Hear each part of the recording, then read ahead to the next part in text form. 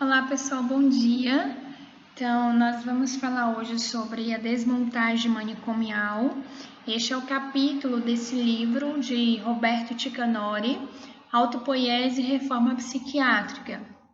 Então, neste livro, ele traz uma análise da reforma psiquiátrica, a partir de toda a sua experiência. Ele foi coordenador de saúde mental.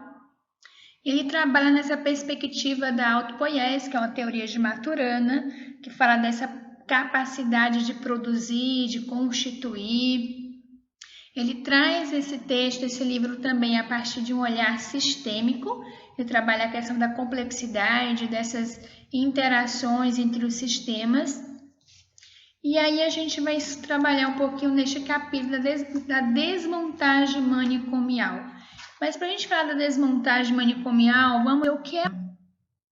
Então, Ticanori fala do manicômio como organização pautada por relações hierárquicas, que é fundada sobre um gradiente de saber, que estabelece relações de controle para sua preservação com o uso de força física. Então, quando ele fala do manicômio, ele fala de um espaço que vem sustentar a exclusão, que vem sustentar essas relações de poder, que vem sustentar a não legitimação, do ser, a negação do próprio ser. E quando ele traz essa ideia do circuito de controle, ele fala que esse seria um sistema, voltado também para as tensões sociais. E aí, quando ele fala desse circuito de controle, é interessante porque ele vai falar de como a instituição pode ir influenciando todo o sistema. Então, esse sistema seria composto por todas as instituições que são voltadas para o controle, através de uma forma de pensar, de organizar as relações. Essas relações, a gente está falando também de saúde, doença, normal, anormal. Então, falar nesse circuito de controle é falar de forma que é como se esse manicômio ele funcionasse como uma espiral que vai influenciando também outras instituições, outros espaços a sustentar esse mesmo lugar. Então, quando a gente fala de escola, serviço de saúde, serviços sociais, a gente está falando aqui de espaços. Esses espaços, eles acabam alimentando crenças, representações. Então, como eu disse que o circuito é como se fosse uma espiral, é um mecanismo que vai alimentando problemas e tornando esses problemas crônicos. Então, isso é muito interessante. Ele fala a presença do manicômio no circuito acaba confirmando essa necessidade de isolamento, de perpetuar uma cultura do medo, da exclusão e também de dando forma a essa demanda psiquiátrica. Então, falar no manicômio, ele fala em uma organização que ela é baseada nesse princípio da autoridade, onde existe ali o objetivo seja a primeira ordem, Então, onde esse paciente não tem a liberdade, e a primeira ordem seria o critério para o funcionamento da internação. Então, o doente sempre foi sacrificado em nome dessa primeira ordem. Então, falar em um manicômio também, a gente fala em um sistema que ele considera autorreferente, a partir daí que ele traz a ideia de autopoiese, que ela vai se organizando como a relação principal é esse princípio, como eu acabei de dizendo, de autoridade, de controle. Então, a hierarquia acaba sendo uma característica muito presente, ou seja, essencial dos sistemas manicomiais.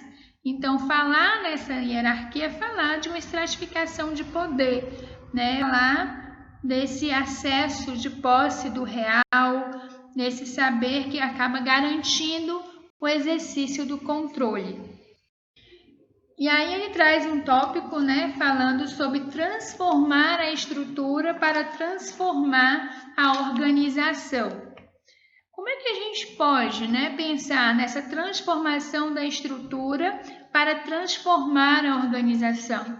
É importante ter essa compreensão da estrutura, como é que a gente pode pensar em ações desinstitucionalizantes para que a gente possa romper com esses sistemas, com essas características que a gente tem falando aqui agora.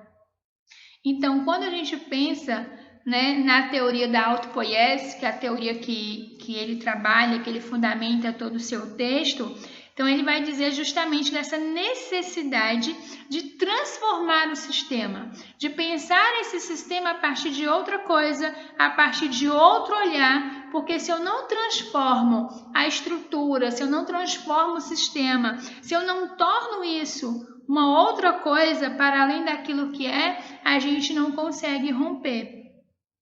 Então, a gente poderia perguntar, né, o que é? Por isso que é importante pensar o que é um manicômio, no que se fundamenta, né, o que caracteriza, como é que essa estrutura se organiza, para a gente começar a pensar no rompimento dessa organização. E aí, como deve ser uma ação antimanicomial desinstitucionalizante? Então, quando a gente pensa em uma ação antimanicomial desinstitucionalizante, a gente precisa pensar em dois domínios, né? Que os dois domínios seriam esse. Ele vai falar da sociedade e do manicômio, que existe uma relação. E ele fala que quando a gente pensa nesses dois domínios, o próprio manicômio, né? Ele acaba sendo parte componente, ou seja, quando a gente pensa no corpo do profissional de saúde, a gente está pensando também que eles acabam influenciando nesses domínios que ele chama. Ele vai falar de um domínio como parte do componente que constitui o próprio manicômio. O que é que vai se constituindo esse manicômio? A partir também desse próprio corpo do profissional de saúde, que também acaba relacionando com a constituição disso, e o outro é esse contato do manicômio com a sociedade. Então, quando a gente pensa nesse contato do manicômio com a sociedade, qual é o papel do profissional frente a isso? Proteger a sociedade e a ordem pública contra ações desmedidas dos doentes mentais. Então, ele vai falar social, né? E que a gente precisa nos referir a esse processo para ultrapassar os muros, fazendo emergir novas legitimidades, processo multiplicador de linguagem, afetos, atores que os muros do manicômio não comportam. O que ele está dizendo? Os muros do manicômio não comportam a comunicação, não comportam um processo de construção de linguagem, de diálogo, porque a linguagem não tem espaço, né, na ideia e na doença. A linguagem não tem espaço no ser, entre aspas, aqui incapaz. E os muros não tem, então os muros dos manicômios acabam também não comportando esse tipo de afeto, de construção, de legitimidade. Por isso que é importante a gente pensar nessa construção, nessa constituição. E aí, falando dessa delegação de poder, né, o que é que a gente pensa sobre isso? Então, quando ele fala dessa delegação de poder, é importante pensar, né, como é que esse poder é constituído. Quando a gente pensa no domínio das relações organizativas do manicômio, o psiquiatra ele acaba ocupando um lugar de hierarquia. Então, de saber a ele que é delegado, essa delegação social, porque geralmente o médico, em uma perspectiva geral, aqui não só do psiquiatra, é quem distingue saúde de doença. E o psiquiatra vem distinguir o normal do patológico, né? Então, a gente começa a pensar nesse poder que é dado de você estar decidindo o que é normal, o que é patológico, o que é saúde, o que é doença, o que tem razão e o que não tem razão. E aí ele fala que a gente precisa tentar criticar e modificar essa atitude, né? Repensar essas relações, né, de poder, como é que elas têm se construído. E aí ele vai falar também sobre os espaços de conversação. O que ele fala sobre esses espaços de conversação? Aí eu trouxe aqui, né, esses espaços de conversação acaba sendo uma forma de você dissolver a hierarquia. né? Porque para ultrapassar o manicômio é preciso fazer novas legitimidades, como a gente estava falando. Quando a gente começa a pensar em novas legitimidades, quando a gente começa a pensar em espaços de conversações, a gente está falando também de uma dissolução da hierarquia. Então, toda distinção vai implicar, né, em uma certa intencionalidade, né, que vai implicar numa valoração.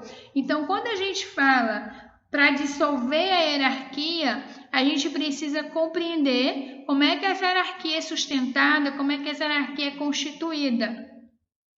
Então, é importante quando a gente pensa no manicômio, ele traz no livro que havia uma hierarquia informal, né, que ordenava essas relações internas, que ela começava pelo diretor, que era o proprietário do hospital, ia até os funcionários, desde auxiliar de enfermagem, porteiro, e aí era delegado ao poder da ordem, né, como nós falamos isso. E é importante a gente pensar que falar na dissolução de hierarquia, a gente tem que pensar também nessas relações de autoridades que acabam sendo fundadas nessa suposição de saber objetivo. Então, para pensar na dissolução da hierarquia, a gente precisa então colocar essa objetividade entre parênteses. Deixa eu falar um pouquinho mais sobre isso. E aí ele traz alguma experiência no livro de um hospital, né, de Hospital Anchieta, onde ele traz um exemplo que o diretor clínico ele senta numa escadaria junto com o paciente e ali tem uma senhora mal encarada, bem mal cuidada, e ela senta ali em alguns degraus abaixo, né, desse diretor. E aí ele começa a pegar nos pés dessa mulher, coloca no seu colo e inicia ali uma conversação. E aí ele começa a perguntar, faz tempo que a senhora está aqui? E foi aparar as unhas dessa mulher.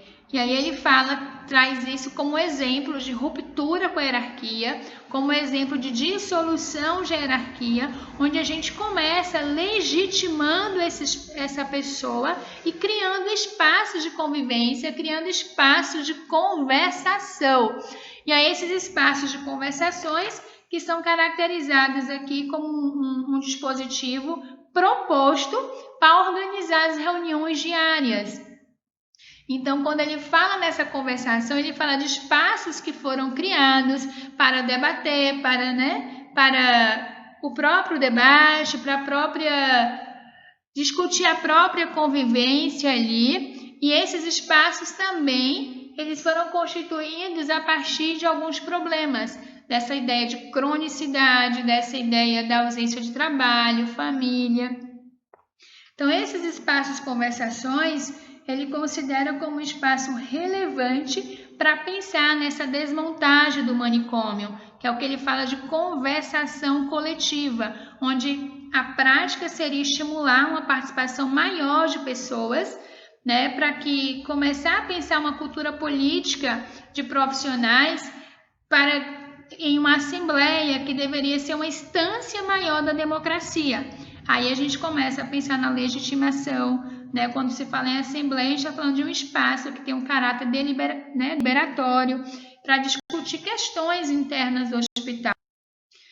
E aí, uma parte, quando a gente fala muito, né, da legitimidade do outro, isso é muito importante, porque pensar no manicômio, a gente traz algumas ideologias que contribuem para a opressão e também para a negação dessa pessoa. Então, se não recorre a uma autoridade hierárquica, nem se estabelece um saber, a questão central é que tipo de relações se funda a nova organização. Então, como é que se organiza? Né? Como é que essa organização se constitui? Como é que é esse discurso? Aí é o que ele traz, que a gente não pode pensar em uma organização que tem apenas o discurso de igualdade. Todos são iguais perante a lei. Isso não é suficiente dizer todos são iguais perante a lei. Então, o que é importante? É legitimar. E como é que se legitima? Né? E aí essa legitimação ela vai implicar numa situação de que eu não posso negar o outro, mesmo que eu não concorde com sua conduta. Legitimar não significa concordar com a conduta do outro, mas legitimar, né, significa que eu possa dar voz, né, sem desqualificar essa pessoa. Então, o que é importante para a gente pensar, conseguir um tipo de relação em que o outro legitimado, isso seria mais difícil por um convívio compulsório, por um convívio baseado nesses princípios iniciais que a gente vem falando aí. Então, eu achei muito interessante quando ele fala isso, né? Que não basta apenas o discurso de igualdade. Temos que pensar como é que é isso na prática, como é que é isso na experiência, como é que essa legitimação vai acontecendo no decorrer das relações, como a gente vai construindo isso. E aí a gente fala dos sintomas da internação. Será que existe alguma relação entre sintomas e internação? Né? Quando a gente pensa no sintoma e na internação, a internação acaba sendo um próprio adoecimento. Então, o sintoma acaba também tendo uma característica com a internação. O sintoma acaba sendo aquilo que justifica a internação. Então, quando a gente pensa no sintoma e na internação, é importante pensar qual a relação que existe entre elas. Como é que o sintoma influencia na internação e como é que a internação influencia no sintoma? Aí, se a gente for pensar no livro, ou seja, no filme O Bicho de Sete Cabeças, a gente observa o quanto a internação contribuiu para o adoecimento de Neto, que é o personagem principal do filho, ou do filme, né? O quanto foi adoecedor, o quanto também, né, os sintomas acabam legitimando como se fosse o direito e o dever da internação. E aí, para a gente terminar, ele vai falar sobre a saúde, a defesa da vida. E é muito importante esse tópico quando ele fala que saúde, doença e vida são termos importantíssimos que fazem parte da nossa experiência diária e que a gente precisa pensar qual é o meu olhar que eu tenho para esses termos. Como é que eu olho para a doença? Como é que eu olho para a saúde? Como é que eu olho para a vida?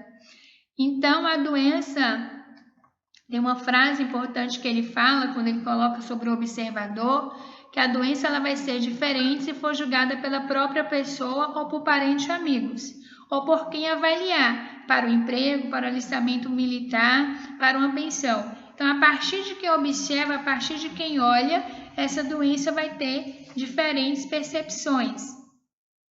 Uma coisa importante que ele fala sobre algumas convicções, né, que a doença acaba sendo um fenômeno vital, que trata de um aspecto da vida. Ele vai falar da incapacidade permanente, ou seja, de uma incapacidade permanente ou transitória, que acaba fazendo parte do sujeito. E aí ele traz uma outra corrente da associação entre saúde e doença, que já vai para além dessas convicções que ele traz. E quando a gente fala nesse modelo técnico, né, e defesa da vida, é porque é importante pensar o olhar que eu tenho para a vida, o olhar que eu tenho para a saúde, isso vai influenciar nas minhas práticas.